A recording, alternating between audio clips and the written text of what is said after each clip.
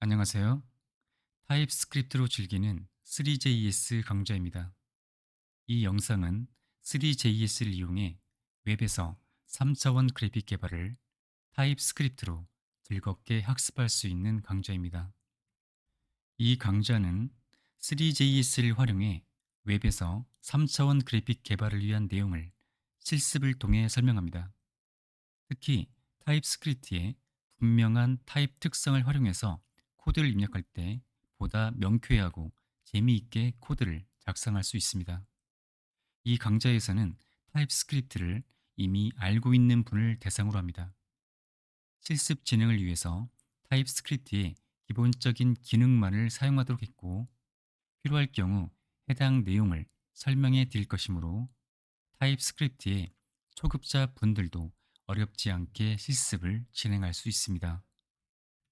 먼저 3JS 공식 사이트에 대한 소개로 시작하겠습니다. 이 URL은 3JS의 공식 사이트입니다. 이 사이트에 접속해 보면 우측에는 메뉴가 있고요. 그리고 좌측에는 3JS로 만들어진 많은 웹페이지가 있습니다. 하나하나의 웹페이지가 이렇게 작은 이미지로 표시되어 있는데요. 클릭해 보면 해당 웹페이지에 접속됩니다. 잠시 이 강좌를 멈추고 여러분들의 흥미를 끄는 것이 있다면 클릭해서 해당 웹페이지에 방문해 보시기 바랍니다. 이 강좌를 만든 시점을 기준으로 3JS의 현재 버전은 릴리즈 161입니다. 메뉴를 보면 3JS를 학습하기 위한 문서, 예제들, 그리고 3JS로 만든 웹 기반의 3D 에디터, 그리고 챗 GPT를 활용한 3JS에 대한 멘토링입니다. 참고로 이 챗 GPT를 활용한 멘토링은 챗 GPT에 대한 유료 사용자만 사용할 수 있습니다. 먼저 이 문서를 보면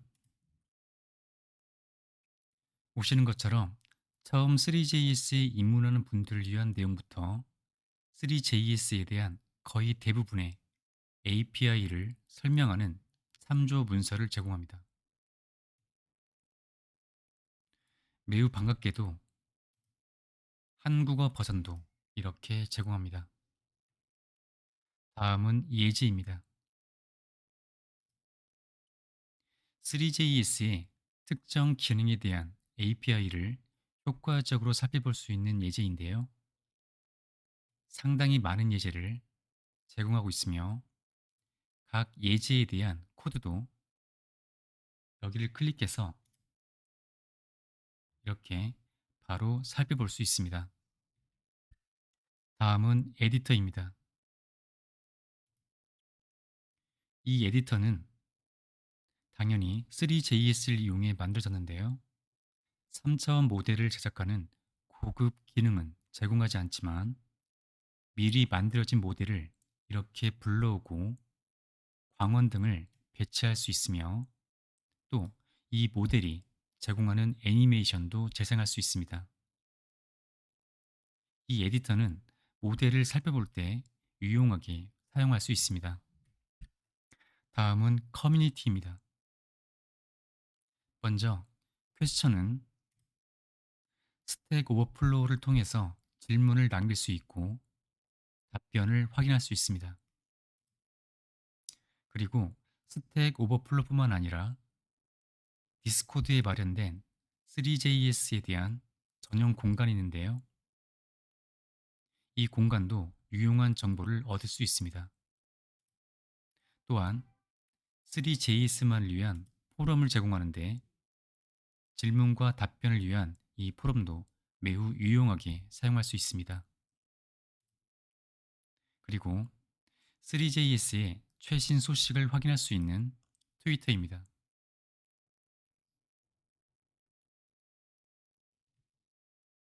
다음은 코드인데요. 3JS는 오픈소스이고 기트허브를 통해서 이렇게 코드가 제공됩니다. 그리고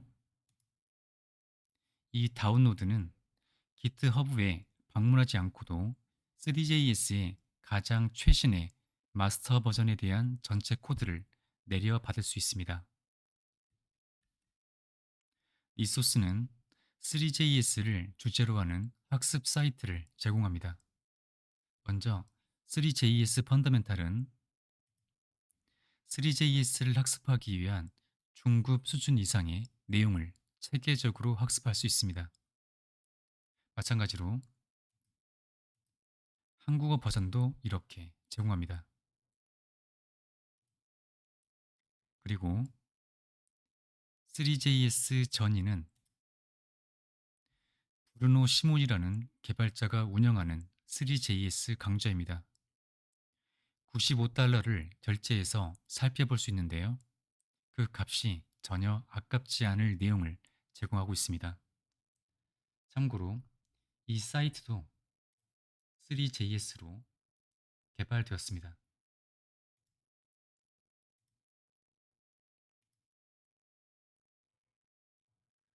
그리고 이 링크는 영문으로 된 3JS 서적이고요.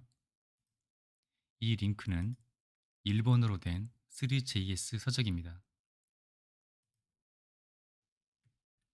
마지막으로 3JS에게 사랑에 빠지게 되었거나 3JS 개발을 후원하고 싶다면 이 티셔츠를 구매해 보시기 바랍니다. 이제 3JS의 API에 대해서 살펴볼 순서입니다. 3JS를 이용해서 3차원 그래픽을 렌더링할 때 반드시 고려해야 할 기본적인 요소들이 존재하는데요. 이를 3JS의 기본 구성 요소라고 하면 다음과 같습니다. 가장 먼저 렌더러 객체가 있습니다. 이 렌더러가 그래픽 카드의 GPU를 활용해서 3차원 그래픽을 렌더링해주는 객체인데요. 3차원 그래픽을 위한 웹 표준 기술인 웹GL과 웹GPU를 지원합니다. 웹GL에 대한 렌더러는 웹GL 렌더러 클래스를 통해서 제공되고 웹GPU에 대한 렌더러는 웹GPU 렌더러 클래스를 통해서 제공됩니다. 이 렌더러는 렌더링할 때 씬과 카메라를 필요로 합니다. 씬은 렌더링할 대상에 대한 집합체이고 카메라는 이 씬을 어떤 관점에서 바라볼 것인지를 정할 수 있습니다. 이 씬에 대해서 좀 더 살펴보겠습니다. 렌더링할 대상은 이 씬이라는 객체를 통해서 관리됩니다. 씬은 3차원 모델과 빛으로 구성됩니다. 먼저 빛은 장면을 비추는 조명으로 조명의 위치나 빛의 색 등의 속성을 설정할 수 있고 렌더링되는 결과는 그에 맞게 변경됩니다. 그리고 3차원 모델은 메쉬라고 하는데요. 메쉬는 오브젝트 3D 클래스를 상속받습니다. 즉, 3JS는 객체 지향 프로그래밍 기반으로 코드가 작성되어 있습니다. 메쉬는 지오메트리와 머티리얼 객체로 구성되어 있는데 먼저 지오메트리는 쉽게 말해 모델의 모양을 정의합니다. 그리고 머티리얼은 이 모델을 어떻게 표현할 것인지에 대한 정의입니다. 색상이나 투명도 등을 이 머티리얼을 통해서 설정할 수 있습니다. 이제 3JS의 기본 구성 요소를 파악했으니 각 구성 요소에 대한 3JS API를 살펴보겠습니다. 3JS API는 실습을 통해 하나씩 살펴보겠습니다. 첫 번째 강좌이므로 각각의 구성 요소에 대해 그 맛만 살짝 보도록 하고 다음 강좌부터 하나씩 순서대로 깊이 있게 살펴보겠습니다. 실습을 위해 필요한 프로그램인데요. 바로 VS 코드와 Node.js입니다. 이 두 프로그램만 설치하면 됩니다. 먼저 VS 코드에 대한 설치입니다. 저는 이미 VS 코드가 설치되어져 있는데요. 여기서는 간단히 VS 코드의 설치 파일을 어디서 다운로드 받는지만 살펴보겠습니다. 바로 이 사이트에서 이 다운로드 버튼을 클릭해 여러분의 운영체제에 맞는 설치 파일을 다운로드 받아 실행하면 간단히 설치가 됩니다. 다음은 Node.js입니다. 이 사이트에서 안정화 버전과 최신 버전을 제공하고 있는데요. 어떤 버전을 사용해도 상관은 없습니다. 저는 이 안정화 버전을 다운로드 받아서 설치하였습니다. 이제 실습을 위한 프로젝트를 구성하겠습니다. 프로젝트를 저장할 폴더를 하나 만듭니다. 원하는 위치에 만들면 되는데 저는 여기에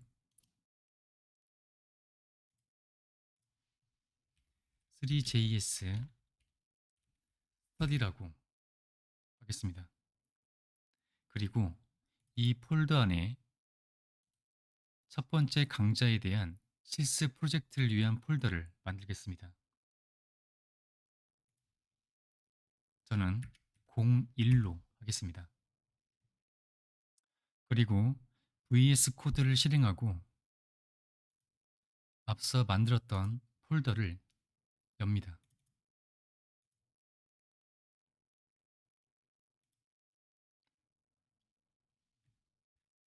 새로운 터미널을 하나 열고요.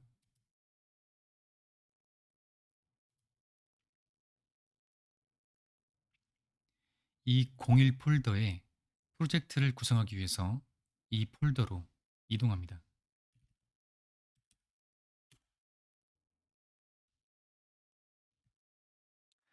프로젝트 구성을 위해서 다음 명령을 입력합니다.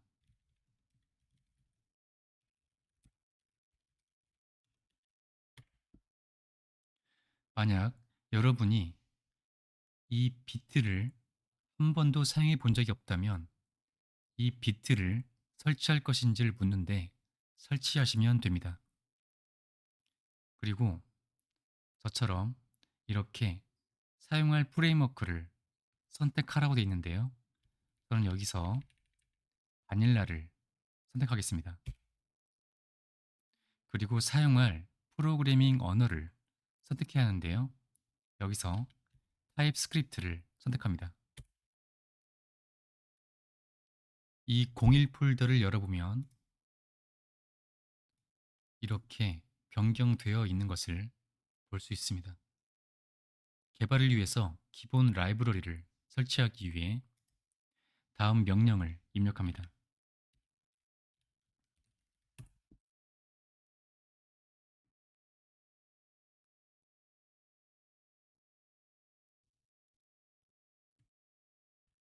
.3js를 이용하기 위해 라이브러리를 설치하겠습니다. 두 개가 필요한데요. 하나씩 설치하겠습니다.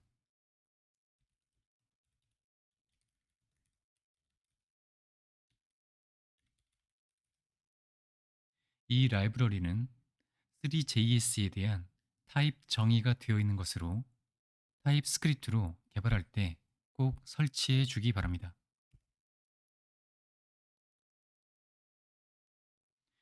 다른 하나도 설치합니다.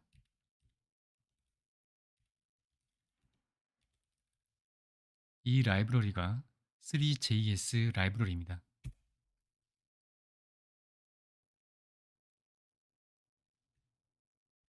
이제 이 프로젝트의 실행을 위해서 다음 명령을 입력합니다.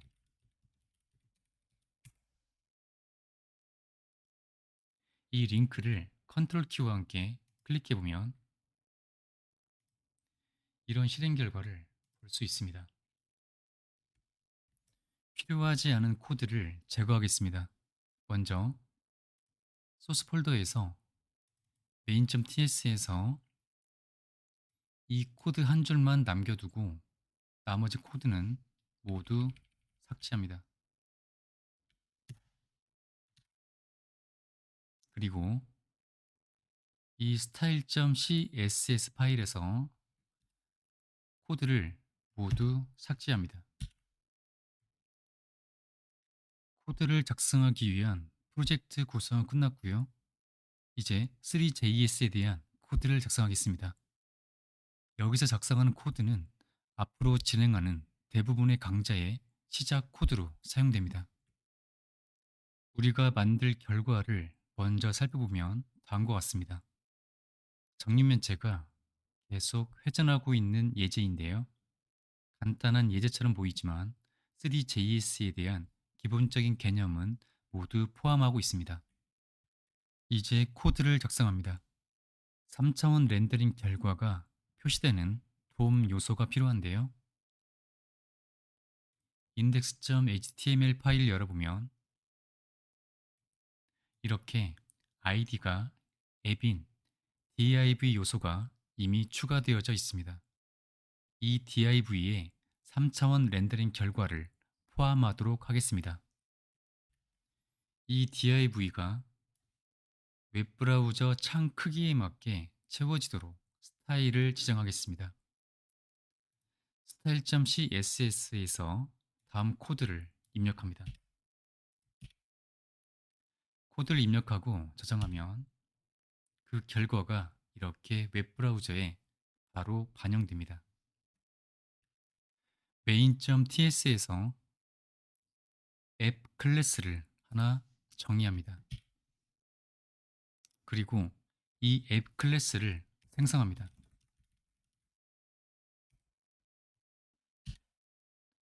코드를 저장하고요.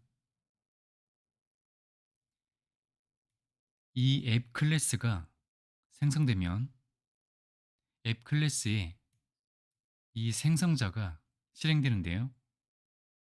생성자의 코드를 보면 콘솔에 hello3js를 출력하게 되어 있습니다. 웹브라우저에서 콘솔 창을 확인하기 위해서 F12키를 눌러보면 이렇게 hello3js가 출력된 것을 확인할 수 있습니다. 이 생성자에서 3JS의 기본 구성 요소에서 설명드렸던 이 객체들을 생성하겠습니다. 가장 먼저 이 렌더러에 대한 객체를 생성하겠습니다. 이를 위해 필요한 필드를 추가합니다.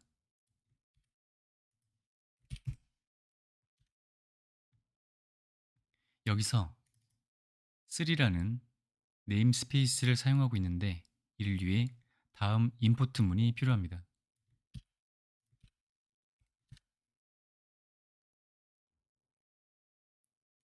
이 렌더러 필드는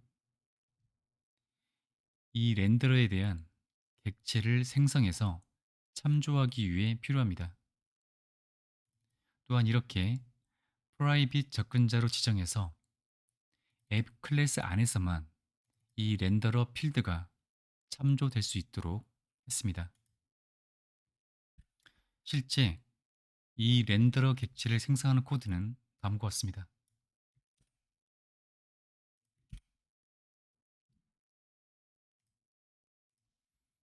바로 이 코드인데요.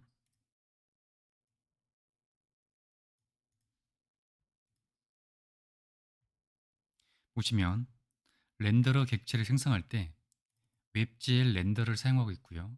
이는 웹 표준 기술인 웹GL을 이용해서 3차원 그래픽을 렌더링 하겠다는 의미입니다. 웹 GPU를 쓰고 싶으면 이것 대신에 웹 GPU 렌더러를 사용하면 됩니다. 여기서 이 렌더러를 생성할 때 안티 알리아스를 활성화시켰는데요. 이는 높은 렌더링 결과를 얻기 위해 픽셀 사이에 계단 현상을 방지하는 안티 알리아싱 효과를 사용하겠다는 것입니다. 그리고 고해상도 모니터에서는 좀 더 미려한 픽셀 크기로 렌더링 되도록 픽셀 비율을 설정해 줘야 하는데요. 코드는 다음과 같습니다. 이 코드가 현재 모니터의 픽셀 비율을 얻는 코드인데요. 설정할 필드의 비율값은 이렇게 2보다 크지 않도록 막아주고 있습니다. 이는 픽셀 비율값을 2보다 크게 설정해도 사람의 눈으로 식별하기도 어렵고 렌더링 속도에 안 좋은 영향을 미치기 때문입니다. 이렇게 렌더러 객체가 만들어졌다면 렌더러 객체에는 렌더링 결과가 실제로 출력될 돔을 가지고 있습니다. 그 돔을 아이디가 앱인 이 div의 자식으로 추가해야 합니다. 이에 대한 코드를 작성하겠습니다. 먼저 다음과 같은 필드를 추가합니다. 이 돔 앱은 아이디가 앱인 이 div를 참조할 것인데요. 해당 코드는 다음과 같습니다. 여기서 이렇게 느낌표를 붙였는데요. 이는 이 쿼리 셀렉터 메서드의 발원값이 절대 널일 수 없을 때만 사용해야 합니다. 이 돔 앱의 자식의 렌더러에 돔 엘리먼트를 추가해 줘야 하는데요. 코드는 다음과 같습니다. 여기서 이 렌더러 객체의 돔 엘리먼트는 캠퍼스 타입의 돔 객체입니다.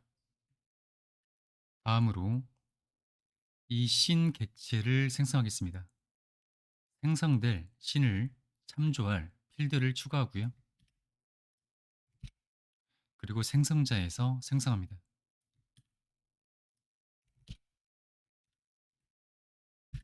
다음으로 카메라와 광원 그리고 모델을 생성하는 메서드를 호출하겠습니다.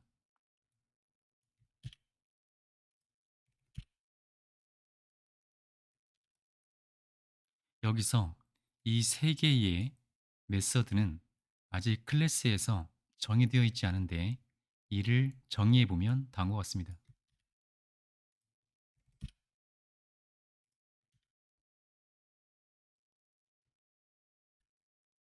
먼저 카메라 객체를 생성하겠습니다. 생성된 카메라 객체를 참조하기 위한 필드를 추가합니다.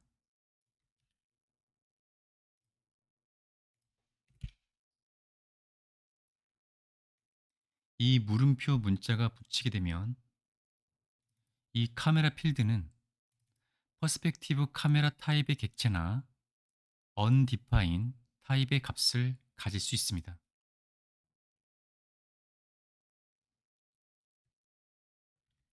그리고 카메라 객체를 생성하는 코드를 이 setup 카메라 메서드에서 작성합니다.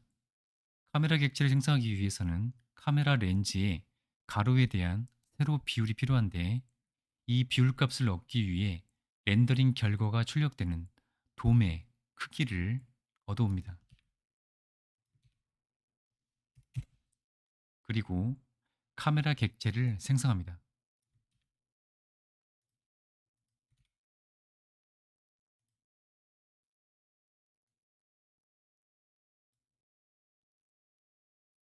여기서 카메라는 퍼스펙티브 카메라이고요. 이 퍼스펙티브 카메라 객체를 생성할 때 생성자 인자의 두 번째가 바로 카메라 렌즈의 가로에 대한 세로 비율값입니다. 나머지 인자들은 이후 카메라에 대한 강좌에서 자세히 설명드리겠습니다. 그리고 카메라의 위치에 대한 좌표 중 Z값을 2로 설정합니다. 이 코드에 의해서 카메라가 놓여지는 위치는 X, Y, Z에 대해서 0, 0, 2가 됩니다. 다음은 이 광원을 생성하는 코드인데요. 이 셋업 라이트 메서드에서 작성하겠습니다. 코드는 다음과 같습니다. 이 코드는 빛의 색상값과 빛의 강도인데요. 이 값을 이용해서 이렇게 광원을 생성합니다. 생성된 광원의 종류는 디렉셔널 라이트이고요. 이렇게 생성된 광원은 이 씬에 추가해 줘야 합니다. 그에 대한 코드는 다음과 같습니다. 그리고 이 광원의 위치는 바로 x, y, z에 대해서 마이너스 1, 2, 4가 됩니다. 이제 모델, 즉 메쉬를 정의하는 코드를 이 셋업 모델 메서드에서 작성하겠습니다. 모델은 지오메트리와 머트리얼로 정의되는데요. 먼저 이 지오메트리 객체를 생성합니다.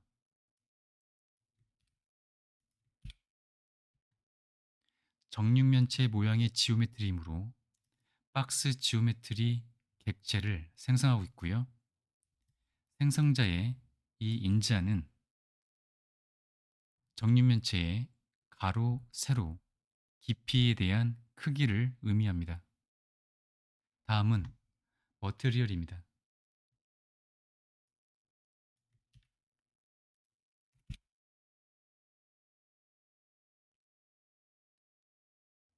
생성자의 인자인 이 값은 머티리얼의 색상입니다. 이제 지오메트리와 머티리얼 객체를 이용해서 이 모델을 생성할 수 있는데요. 코드는 다음과 같습니다.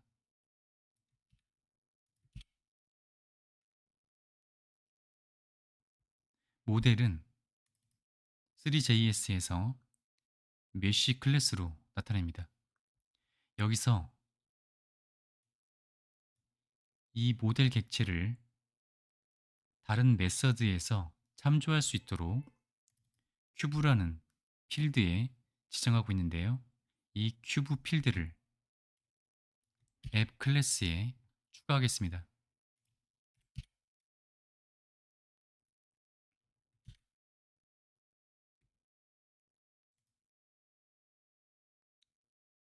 그리고 이 큐브를 이 씬의 자식으로 추가합니다.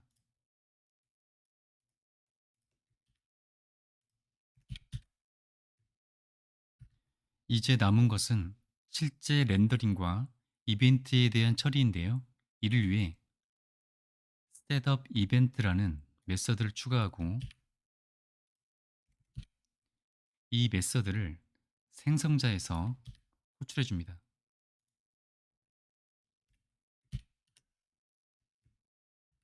실제 렌더링 코드를 작성하겠습니다. 이를 위해서 렌더링을 위한 메서드를 다음처럼 작성합니다.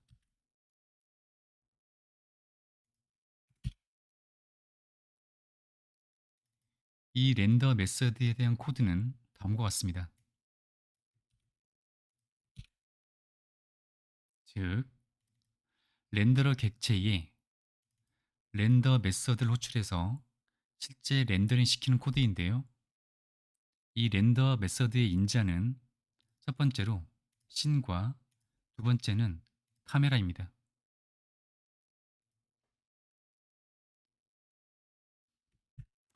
하지만 아직 이 렌더 메서드를 호출하지 않고 있는데요. 이 렌더 메서드를 호출하는 코드를 작성하겠습니다. 해당 코드는 이 셋업 이벤트에서 호출하겠습니다. 관련된 코드는 다음과 같습니다. 이 코드는 연속해서 계속 렌더 메서드를 실행해 주라는 코드인데요. 최대한 빠르고 자연스러운 애니메이션이 이루어지도록 1초에 수십 번에서 수백 번 렌더 메서드가 호출됩니다. 거의 대부분의 경우 모니터의 프레임률에 맞게 이 렌더 메서드가 호출됩니다. 완전하진 않지만 이렇게 모델이 표시되었고요. 여기서 렌더 메서드의 타임 인자를 설명해 드리겠습니다. 타임 인자의 실제 값은 이 렌더러 객체의 set 애니메이션 루프 호출에 의해서 결정되는데요. 이 타임 인자 값을 콘솔에 찍어 보겠습니다. 저장하고 콘솔 확인해 보면 이렇게 어떤 값이 계속 증가하고 있는데요. 이 값은 처음 렌더링이 시작된 이후 경과된 시간값이고요. 단위는 밀리 세컨드입니다. 이 콘솔에 출력하는 이 코드를 제거합니다. 여기서 이 모델을 제대로 렌더링 되도록 하겠습니다. 지금 이 모델은 정상적으로 렌더링 되고 있지 않은데요. 이 모델은 정육면체인데 카메라가 이 모델의 정면에서 바라보고 있으므로 정사각형으로 보여야 하지만 그렇지 않습니다. 또한 이 웹브라우저의 크기를 이렇게 조정해 봐도 이 모델이 웹브라우저에 맞게 렌더링 되고 있지 않습니다. 이러한 문제를 해결하겠습니다. 이를 위해서는 먼저 웹브라우저의 크기가 변경될 때 발생하는 이벤트가 필요합니다. 셋업 이벤트에서 다음 코드를 추가합니다.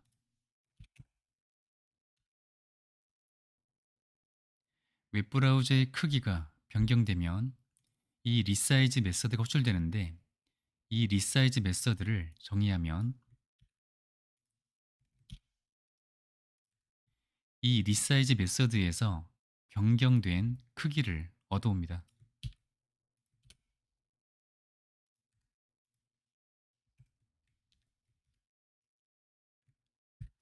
카메라에 대해서 카메라 렌즈의 가로와 세로에 대한 비율을 변경된 이 크기에 맞게 다시 설정해 줘야 합니다.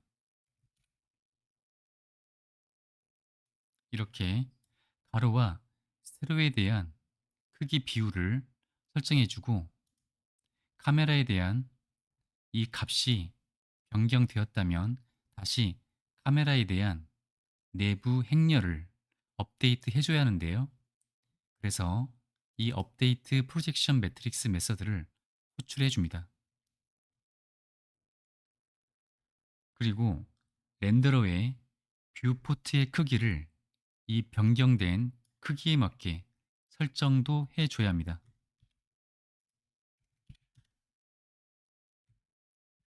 이제 창 크기를 변경해 보면 이렇게 문제가 해결된 것을 확인할 수 있습니다. 하지만 웹페이지가 처음 표시될 때 여전히 이렇게 문제가 발생하는데요. 이는 웹브라우저는 처음 시작될 때 이 리사이즈 이벤트가 발생하지 않기 때문입니다. 그래서 처음 시작 시에 우리가 직접 리사이즈 메서드를 호출해 줍니다.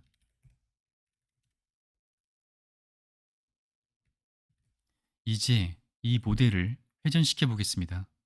이 모델을 회전시킨다는 것은 이 모델의 상대값 중에서 회전에 대한 값을 계속해서 업데이트 해준다는 의미인데요. 이와 관련된 메서드를 추가하겠습니다. 메서드의 이름은 업데이트이고요. 이 메서드를 렌더 메서드에서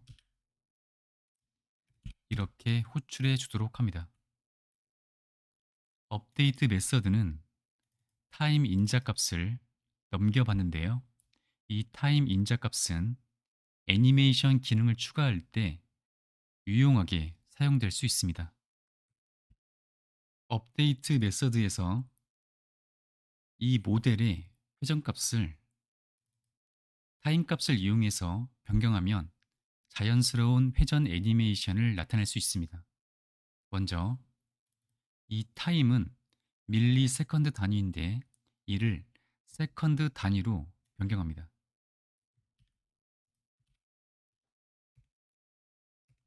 그리고 이 모델 객체, 여기서는 큐브 필드인데요. 이 큐브에 대해서 회전값을 다음처럼 변경합니다.